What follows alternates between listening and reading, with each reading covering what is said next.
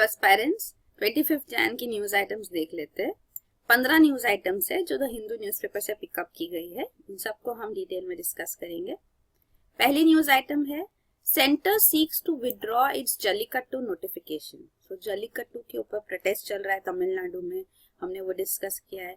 Even regarding the ordinance, जो ordinance governor promulgate कर चुके हैं in Tamil Nadu with the approval from the centre. तो ऑर्डिनेंस भी प्रमोलगेट हो चुका है, पर फिर भी प्रोटेस्ट कंटिन्यू हुए कि जल्लीकट्टू पे जो सुप्रीम कोर्ट ने बैन डाला था 2014 में, उसको नलिफाई करने के लिए प्रोविजंस लिए जाए। तो ऑर्डिनेंस से वो सेटिस्फाइड नहीं थे, क्योंकि ऑर्डिनेंस एक टेम्पररी प्रोविजन है। Ordinance will be effective only for 6 weeks. 6 weeks है, not 3 weeks, till 6 weeks till the parliament is in session. वो मैक्सिमम टाइम हो सकता है ऑर्डिनेंस की लाइफ का। अगर वो अप्रूव होता है विद द पार्लियामेंट, प्रोविजंस बनाती है उसके लिए, तो वो आगे चलेगा, नहीं तो वो उससे पहले भी पार्लियामेंट उसको रद्द कर सकती है ऑर्डिनेंस को। तो फिलहाल जो प्रोटेस्ट थे वो कह रहे थे कि हमको लॉ चाहिए। तो अभी तमिलनाडु असेंबली सेशन में आ चुका है। ऑर्डिनेंस तभी हो सकता है जब असेंबली सेशन में ना हो। तब तमिलनाडु असेंबली सेशन में आ चुका है और तमिलनाडु में बिल इनिशिएट हो चुका है। वही सेम जो ऑर्डिनेंस था वही प्रोविजन अभी बिल में आया है। तो provision prevention of cruelty to animals Tamil Nadu amendment bill 2017। तो prevention of cruelty to animals act जो है वो सेंट्रल गवर्नमेंट का एक्ट है और कंकरेंट लिस्ट का ये प्रोविजन है। तो अगर कुछ अमेंडमेंट स्टेट करती है तो सेंटर का कंसेंट लेना जरूरी है। तो with the approval of the president होता है ये। तो इसीलिए ये ऑर्डिनेंस भी अप्रूवल से हुआ था और ये बिल भी इंट्रोड्यूस होगा, तो प्रेसिडेंट उनको देखेंगे, असेंट देंगे, फिर वो इनिशिएट होगा इन द स्टेट लेजिस्लेचर। तो prior approval of the centre is required. इसलिए तो ये बिल सेंटर के पास आ चुका है, स्टेट लेजिस्लेचर का बिल। तो अभी सेंट्रल गवर्नमेंट सुप्रीम कोर्ट को कह रही है कि जो 2016 जैन का जो नोटिफिकेशन था, जनवरी 7, 2016 का, के उन्होंने अलाउ किया था बाय नोटिफिकेशन जल्लीकट्टू। तो ये नोटिफिकेशन के ऊपर पूरा केस चल रहा है। नोटिफिकेशन 2016 में 1 साल पहले इसलिए आया था क्योंकि 2014 में सुप्रीम कोर्ट ने जल्लीकट्टू को बैन कर दिया था।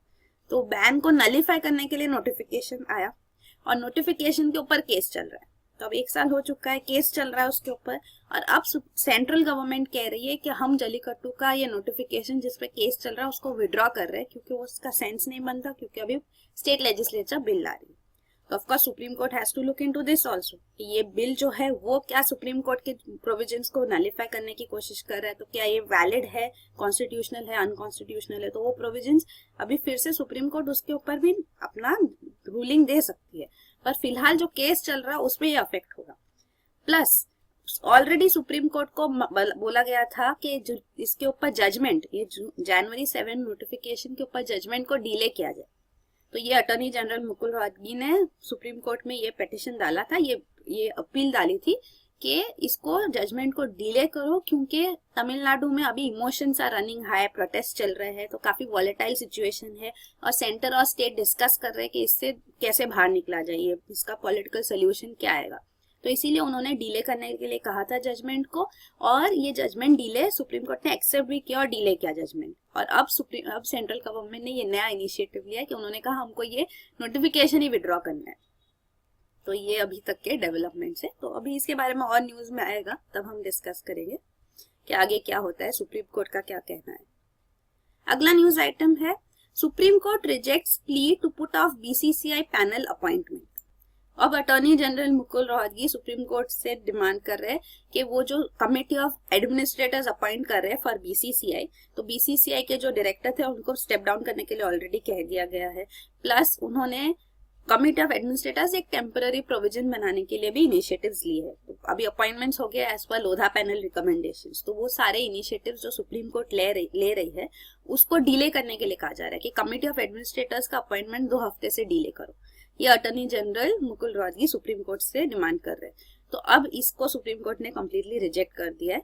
रीजन ये डिमांड करने का ये है कि वो कह रहे हैं कि हम लेजिस्लेशन से, मतलब कोई एक्ट से या कोई एग्जीक्यूटिव एक्शन से प्रोविजंस लाने की कोशिश कर रहे हैं to give some autonomy to sports associations, तो ताकि एक्सटर्नल इंटरवेंशंस ना हो। तो ये सेंट्रल गवर्नमेंट के representative the attorney general supreme court को कह रहे हैं। तो सुप्रीम कोर्ट ने क्लियरली रिजेक्ट कर दिया कि नहीं, कमेटी ऑफ एडमिनिस्ट्रेटर्स अपॉइंट हो गए एज पर प्रोविजंस में, और उन्होंने कहा है कि अगर सेंट्रल गवर्नमेंट अपने कोई नाम देना चाहती है, सजेस्ट करना चाहती है, तो वो क्रिकेट एसोसिएशन के लिए, सेंट्रल स्टेट क्रिकेट एसोसिएशन के लिए नाम सजेस्ट करे before this committee of administrators, क्योंकि ये अपॉइंट करेगी अभी। तो ये उन्होंने कहा है कि लोधा पैनल रिफॉर्म्स के अकॉर्डिंग ही होने चाहिए, मतलब लोधा पैनल के हिसाब से 70 इयर्स और अबव नहीं एलिजिबल है तो उनको नहीं, वो नाम्स को नहीं कंसिडर किया जाएगा। तो वैलिड जो नाम है according to Lodha panel reforms, वो नाम सेंट्रल गवर्नमेंट भी दे सकती है committee of administrators to go for appointment. तो ये है रिगार्डिंग दिस। फिर अगला न्यूज आइटम है 69% of political funds from unknown sources. तो ये एक एसोसिएशन फॉर डेमोक्रेटिक रिफॉर्म्स करके बॉडी है, उन्होंने एक रिसर्च किया और एनालिसिस किया डेटा का, और उनको ये कंक्लूजन मिला कि जो पॉलिटिकल पार्टीज है नेशनल और स्टेट दोनों मिला के, तो एक डेकेड में 10 साल में 2004-05 से लेकर 2014-15 तक का इनका टोटल इनकम 11,367 करोड़ रुपीज रहा है। सबसे बड़ा शेयर कांग्रेस का रहा है, पर 69% ऑफ ये इनकम जो है वो अननोन सोर्सेज से। Bahujan Samaj party is the only party जिसका 100% income through donations is from unknown sources, मतलब सोर्स ही नहीं पता। तो बीएसपी ने कोई ऐसा डोनेशन रिपोर्ट नहीं किया है जो 20,000 रुपए से ज्यादा हो फॉर द लास्ट 11 ईयर्स, क्योंकि प्रोविजंस के हिसाब से इनकम टैक्स रिटर्न्स मतलब डालने चाहिए। इनकम तो लगती नहीं है, टैक्स इनकम टैक्स नहीं लगता। All political parties donations are exempt from income tax, तो जीरो इनकम टैक्स लगता है, कितना भी उनको डोनेशंस आ रहा हो। पॉलिटिकल पार्टीज को इनकम टैक्स नहीं पे करना होता, पर उनको सोर्स डिक्लेयर करना होता है, और सोर्स तभी डिक्लेयर करना होता है जब अबव 20,000 रुपीज डोनेशन हो। तो अगर बिलो 2,000 रुपीज है तो सोर्स भी मेंशन करना इंपॉर्टेंट नहीं है। तो अननोन सोर्सेज से काफी डोनेशंस आते हैं टू ऑल पॉलिटिकल पार्टीज। तो इसीलिए वो रिकमेंडेशंस दे रही है कि full details of all the donors available होनी चाहिए in public domain. RTI scrutiny के लिए अवेलेबल होना चाहिए ये पूरा डिटेल। थोड़ी कंट्रीज में, जैसे कि उन्होंने एग्जांपल दिए इंडिया के neighbours, Bhutan, Nepal, European countries, major economies like US, Japan, यहाँ पे almost 75% of the source of funds for all political parties is known। तो ऐसा तो हो ही नहीं सकता कि इतना सारा अननोन हो। तो इसीलिए जैसे यहाँ पे है वैसे कोई भी ऑर्गेनाइजेशन फॉरेन फंडिंग ले रही है तो उनको अलाउ नहीं करना चाहिए कैंपेन करना और कैंडिडेट्स खड़ा करना, तो ऐसे फॉरेन फंडिंग अलाउ नहीं होना चाहिए, वो भी उन्होंने क्लियरली कहा है।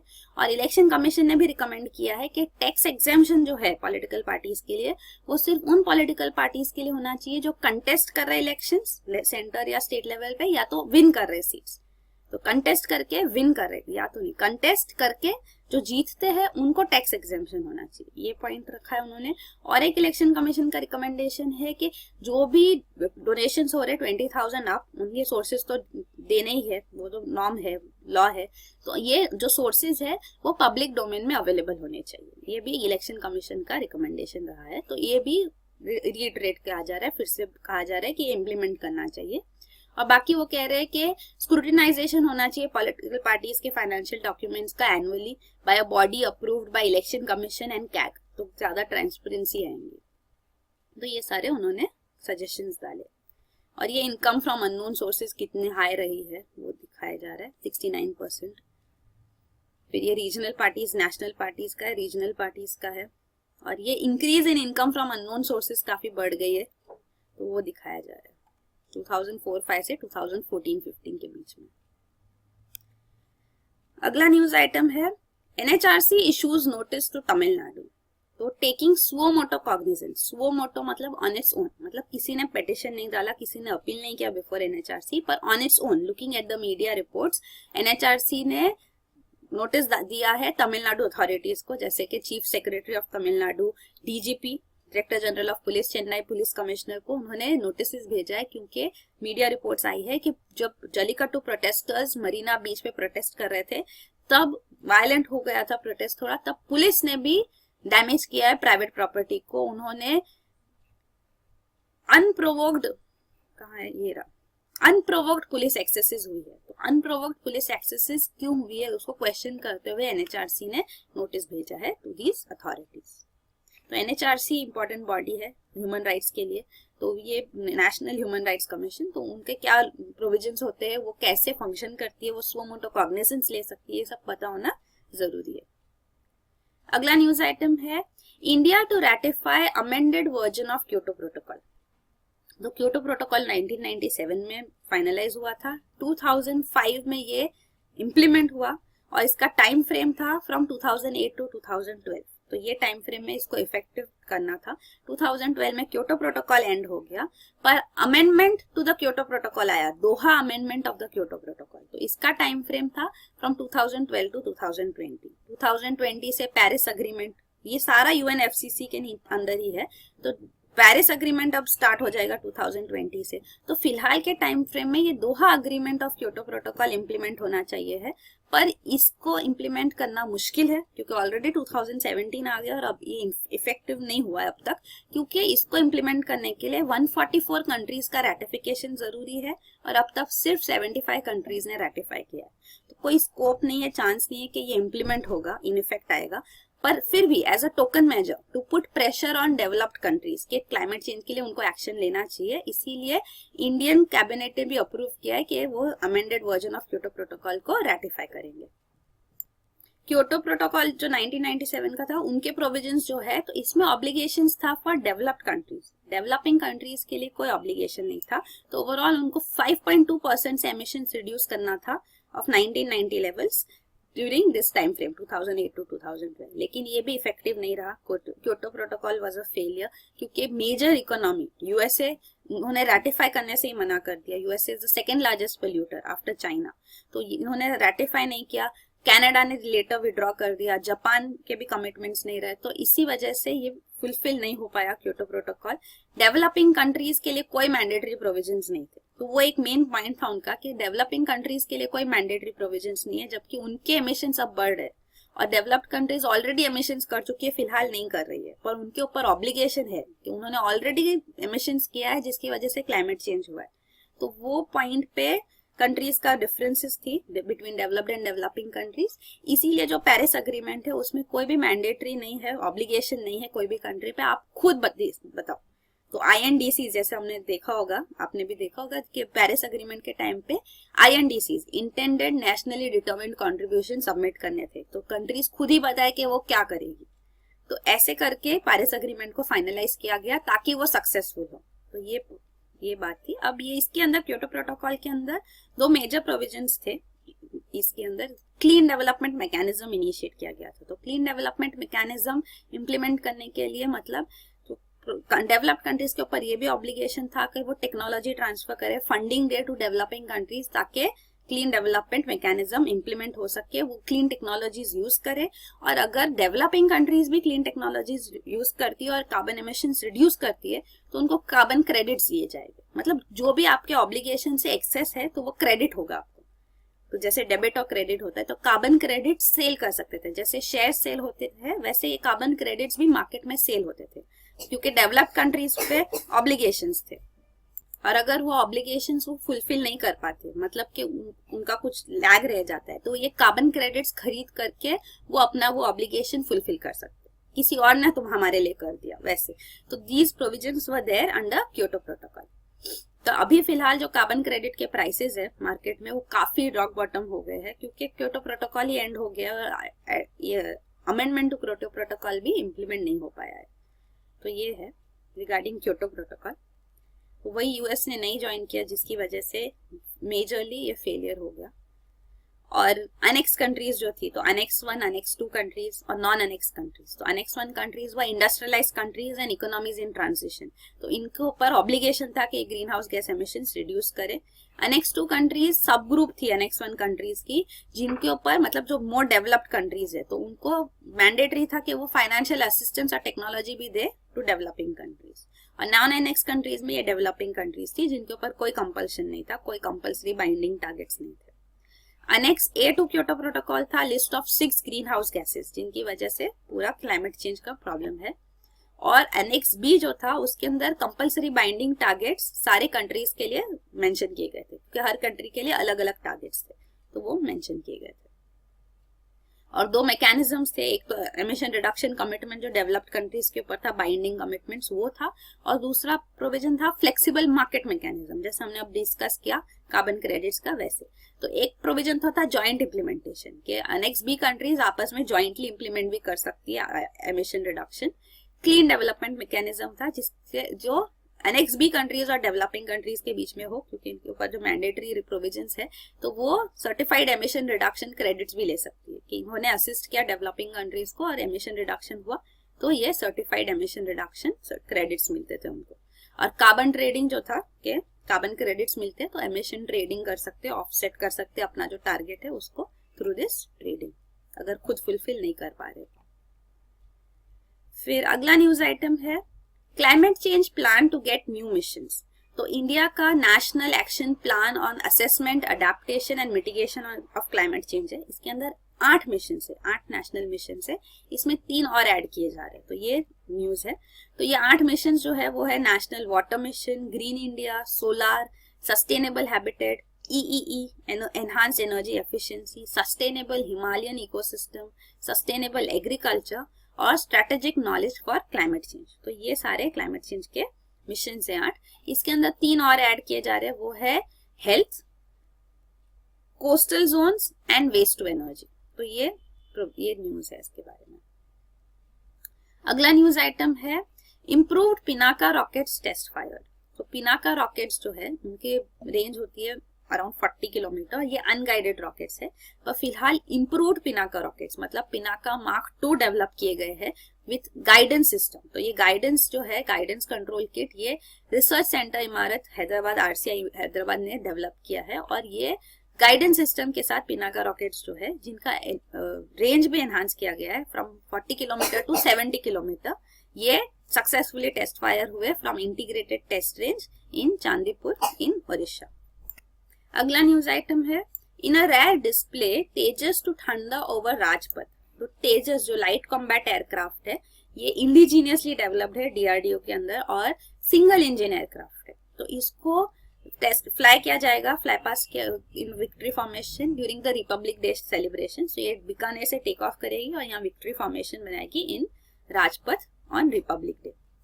तो एक्चुअली 1989 में एक इंसिडेंट हुआ था जिसके बाद सिंगल इंजन एयरक्राफ्ट्स को ऐसे डिस्प्ले करना स्टॉप कर दिया गया था, क्योंकि 1989 में मिराज 2000 फाइटर जो सिंगल इंजन फाइटर एयरक्राफ्ट था वो एनिवर्सरी सेलिब्रेशंस थे इंडियन एयरफोर्स के, उसमें पार्टिसिपेट कर रहे थे और वहां पे क्रैश लैंड हो गया जिसकी वजह से लॉसेस हुए।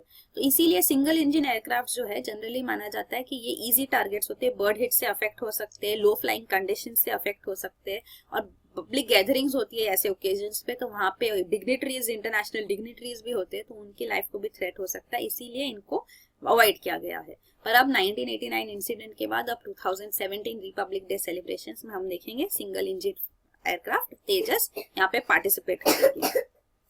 और अब ये भी कहा जाता है कि फिलहाल जो present modern day single engine aircraft होते हैं वो स्टडी इनफ होते हैं और वो ऐसे उनको एक्सीडेंट्स होने की पॉसिबिलिटीज काफी रेयर है। फिर और भी डिस्प्ले जो होगा रिपब्लिक डे सेलिब्रेशन में होगा धनुष आर्टिलरी गन, जो मॉडिफाइड अपग्रेडेड वर्जन है ऑफ स्वीडिश बोफोर्स। तो बोफोर्स हॉविट्जर्स मतलब गन्स जो इंडिया ने प्रोक्योर किया था 1980s में, जिसके ऊपर पूरा बोफोर्स स्कैंडल हुआ था, तो धनुष उनको नाम दिया गया आर्टिलरी गन्स को। तो ये भी डिस्प्ले पे हो गए और प्लस अटैक्स एडवांस टोर्ड आर्टिलरी गन सिस्टम जो DRDO ने डेवलप किया है ये भी डिस्प्ले पे हो गया। ये है तेजस के बारे में details, first indigenously designed and developed light combat aircraft. फिर अगला न्यूज आइटम है Ukraine deputy PM to join republic day celebrations. तो यूक्रेन के जो deputy first deputy prime minister है वो भी पार्टिसिपेट करेंगे। चीफ गेस्ट तो हमने ऑलरेडी डिस्कस किया है पहले और कल।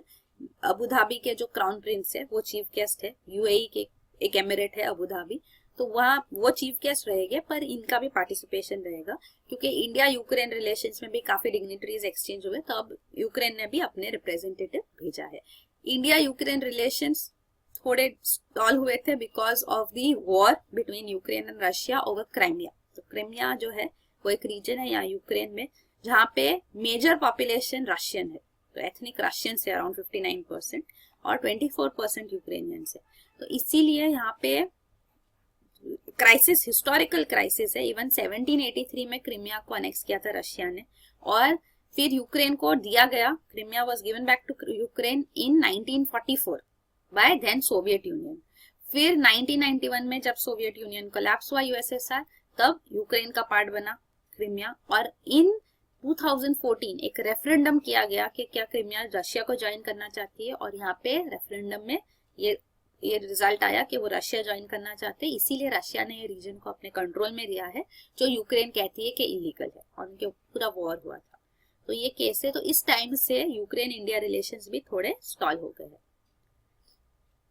फिर अगला न्यूज आइटम है, Pakistan test 2200 kilometre range surface to surface missile. तो ये है Ababeel missile.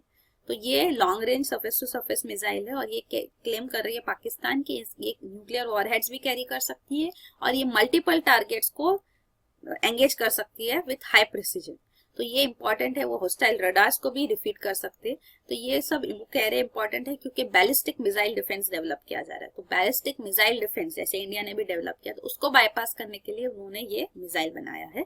They saying this is important for deterrence. Deterrence मतलब जो एनिमी जितना हमको अटैक करने के लिए कर सकते, तो हम अपने आप को सेफगार्ड करने के लिए भी प्रोविजंस रखे।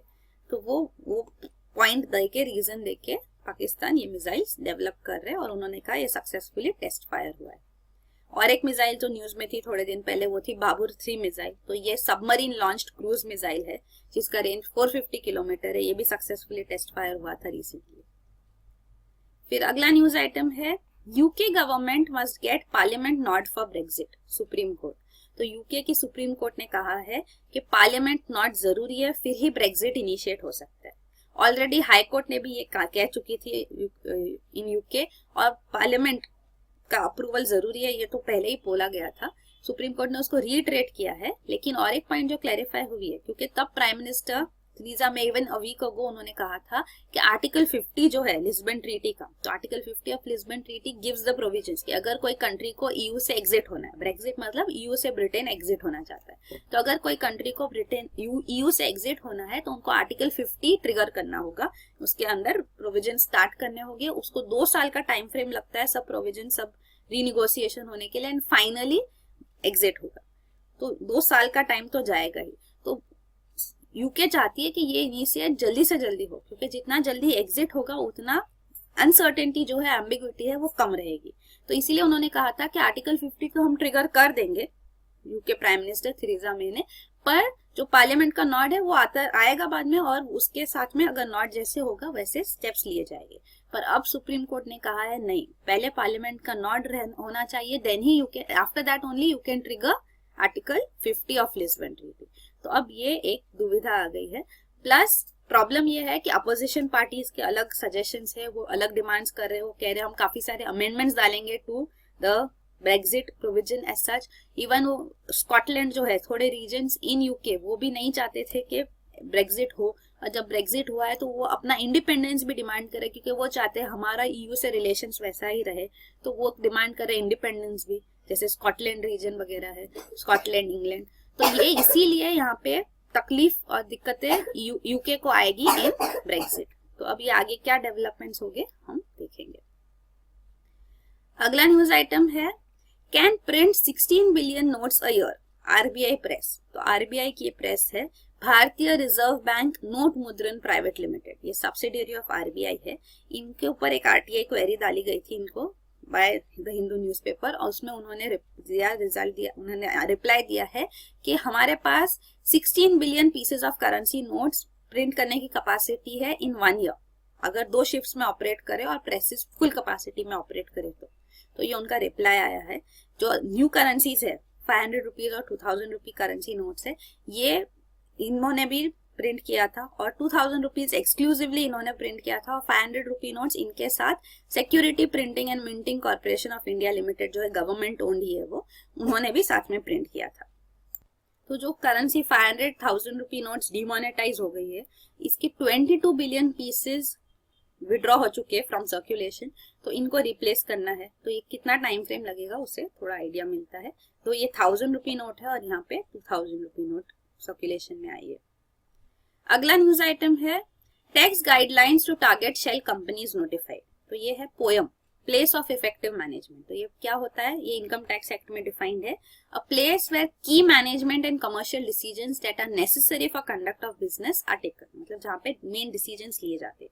तो प्लेस ऑफ इफेक्टिव मैनेजमेंट कौन सी है, कहाँ है, वो डिसाइड करने के लिए गाइडलाइंस इशू किए गए हैं। तो ये गाइडलाइंस यहाँ पे है, ये 4 प्रोविजंस है कि एक company is engaged in active business outside India, ये माना जाएगा कि वो कंपनी बाहर, इंडिया के बाहर बेस्ड है, ये माना जाएगा only these 4 conditions are satisfied. और ये 4 कंडीशंस क्या है कि पैसिव इनकम लेस देन 50% होना चाहिए उसका टोटल इनकम की। फर्स्ट पैसिव इनकम क्या है हम देखेंगे। Total assets in India less than 50% होने चाहिए। Total number of employees in India less than 50% होना चाहिए। Payroll expenses on such employees less than 50% होना चाहिए। तो ये सारे प्रोविजंस है। पैसिव इनकम मतलब income from transactions like sale और purchase of goods from associate enterprises, subsidiaries जो एसोसिएट है उनके थ्रू ही हो रहा है। Income by way of royalty, dividend, capital gains, interest जो इंटरनली हो रहा है, ये पैसिव इनकम बोला जाता है। ये पैसिव इनकम भी लेस देन 50% होना चाहिए ऑफ द टोटल इनकम। तो अभी ये, क्योंकि क्या होता है कि कंपनीज एस्टैब्लिश होती है इन अ फॉरेन लोकेशन, जो फॉरेन लोकेशंस मींस कंट्रीज जहाँ पे टैक्सेशन लॉज बहुत वीक है, जहाँ पे टैक्स फ्री है, मतलब these are called tax havens. तो यहाँ पे कंपनी एस्टैब्लिश करते हैं, एक्चुअल पूरा ऑपरेशन वगैरह सब कुछ इंडिया में हो रहा है, पर इसको कहते हैं शेल कंपनी। जो बाहर है फॉरेन कंट्री में जो है वो सिर्फ खोखा है, शेल है, और एक्चुअल कंपनी यहाँ है। और क्यों वहां यहाँ है, क्योंकि टैक्सेशन वहां पे लगेगा। मेन कंपनी शेल कंपनी नाम तो वहां पे रजिस्टर्ड है, तो टैक्सेशन लॉज वहां के लगेंगे जो लैक्स है, तो कंपनी को ज्यादा टैक्स नहीं पे करना पड़ेगा, लेकिन एक्चुअली तो फंक्शन इंडिया में कर रही है। तो ये टैक्स इवेजन ना हो, ये शेल कंपनीज ऐसे ऑपरेट ना करे, इसीलिए ये प्रोविजंस गाइडलाइंस दिए गए हैं। तो tax guidelines to target shell companies notified. अगला न्यूज आइटम है charge on digital payments above ₹50,000 noted, ये रुपीज है। तो ये कमेटी ऑफ सीएम्स जो बनाया गया था at the time of digital transaction जब प्रमोट करना था, तो ये कमेटी ऑफ सीएम्स ने अभी रिकमेंडेशन दिया है कि अगर कैश पेमेंट्स हो रहे हैं अबव ₹50,000 तो उनके ऊपर एक चार्ज लगाना चाहिए। तो ये एक सजेशन है। इवन वो कह रहे हैं दूसरा कि टैक्स ब्रेक्स देने चाहिए, जो consumers merchants digital modes of payment use करते हैं तो उनको टैक्स कंसेशंस कुछ मिले। और वो ये भी कह रहे हैं कि मर्चेंट डिस्काउंट रेट जो है, जो क्रेडिट ट्रांजैक्शंस पे लगता है, ये डिजिटल ट्रांजैक्शंस पे, उनको अबॉलिश करना चाहिए। और लास्ट न्यूज आइटम है वरिष्ठ पेंशन बीमा योजना विंस कैबिनेट नॉड। तो ये है योजना for guaranteed rate of return. तो 8% गारंटीड रेट ऑफ रिटर्न होगा फॉर 10 ईयर्स। तो वरिष्ठ mean senior citizen aged above 60 years, age 60 years and above, तो इनको इंटरेस्ट इनकम जो है वो अश्योर्ड मिलेगा 8%। अगर मार्केट कंडीशंस की वजह से ये लो होगा तो जितना भी डिफरेंस आएगा वो गवर्नमेंट सब्सिडी की तरह वो कॉस्ट बेयर करेगी। तो ये इम्प्लीमेंटिंग अथॉरिटी LIC है, तो इसको अभी अप्रूवल दिया गया है बाय द कैबिनेट, वरिष्ठ पेंशन बीमा योजना। तो ये आज के न्यूज आइटम्स। Thank you.